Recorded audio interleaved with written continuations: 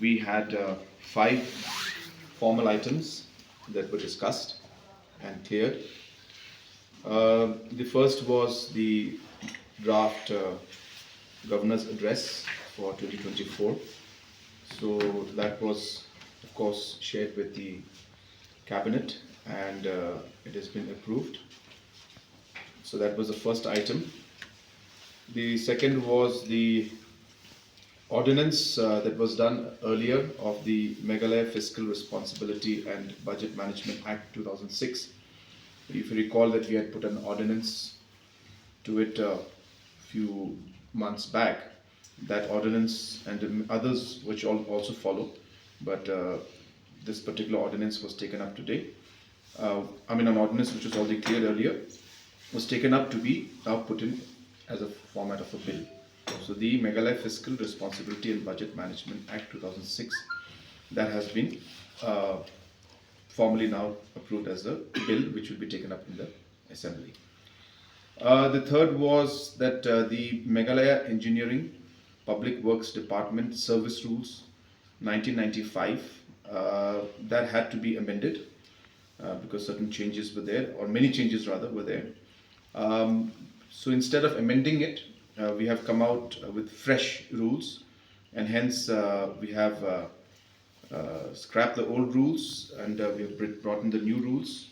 Basically, we could have gone with amendment also, but as I said, the amendments, there were so many of them that it would be easier to just simply come up with the fresh set of rules. So today, the Meghalaya Engineering Public Works Department Service Rules 2024 has been approved by the cabinet. The fourth was the approval that was given to some amendments to the Meghalaya Building Bylaws 2021 for sustainable urban development in Meghalaya.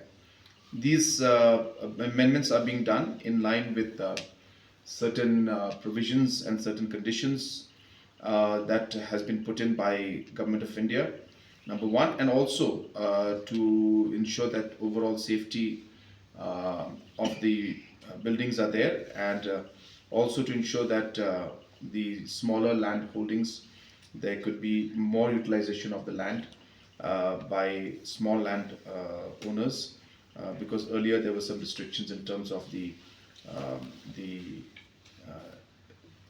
gap that you had to leave from the front, in the rear, and the sides, and so that has been reduced. And some other amendments have been made, for example, to the height of the buildings that are permissible, and also to the construction of buildings in areas which are 50 degrees and higher slopes. Certain provisions will apply. So those kind of amendments have been made. If you wish, then we can give more details later. And the last was regarding the approval of the Shillong Urban Mobility Policy 2024 was also cleared.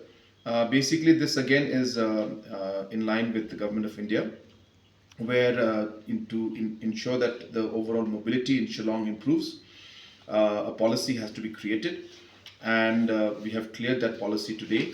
And this includes aspects of public transportation, creating more walking space, reducing the congestions, and creating parking spaces, so on and so forth. There are many other provisions. So this policy just gives an outline on how we will approach that, and this was cleared today by the cabinet.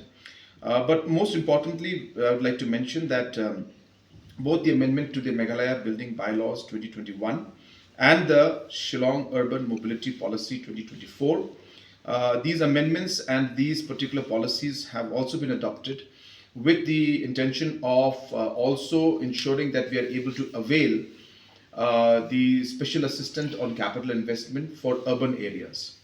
As you're aware, that Government of India has earmarked 15,000 crores for as special assistance for capital investment, especially for urban areas. And in that, there are certain guidelines that need to be followed, certain policies need to be created, certain homework to be done. So keeping all of those things in mind, all these things have been done.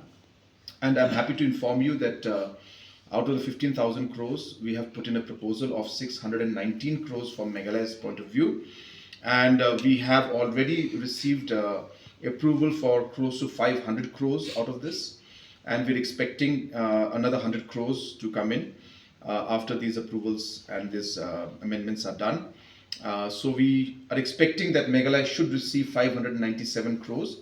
But even if the 100 crores is still pending, we are expected to get 497, almost 500 crores from the Special Assistant on Capital Investment for Urban in this particular financial year.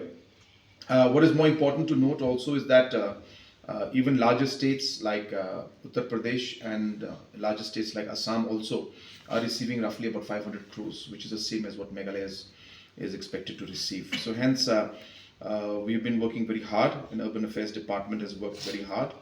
And as I said, we are able to get some additional funds for the overall development of Shillong and other urban areas. This is the same fund that will be utilized for things like the riverfront, improvement that we had inaugurated the other day. We had laid the foundation stone the other day. Some parking lots to be created, some walkways to be created. So on and so forth. We have put in a number of proposals for that also. So these